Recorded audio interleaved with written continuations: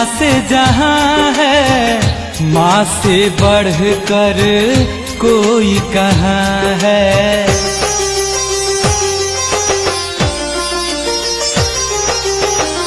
माँ तो माँ है, माँ से जहाँ है, माँ से बढ़कर कोई कहाँ है। जगत जननी है माँ, संकट हरनी है माँ। जगत जननी है माँ, संकट हरनी है माँ।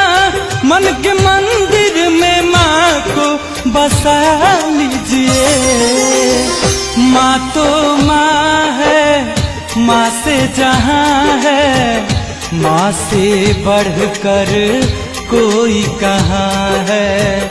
माँ तो माँ है, माँ से जहाँ है, माँ से बढ़कर कोई कहाँ है। कर्पूर गौरम करुणावतारम संसार सारम भुजगेन्द्रहारम सदा वसंतम हृदयारविंदे भवं भवामि सहितं नमामि। सारे जगत की माता मैया कहलाती है, कभी बन के दुर्गा कभी काली रूप में आती है।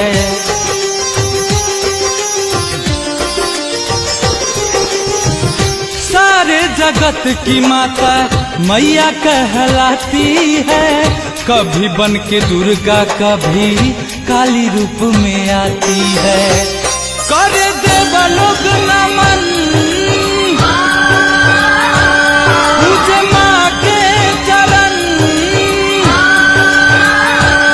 कर देवलोक नमन पूजे माँ के चरण। माँ के चरणों में सिर को झुका लीजिए। माँ तो माँ है, माँ से जहाँ है, माँ से बढ़कर कोई कहाँ है।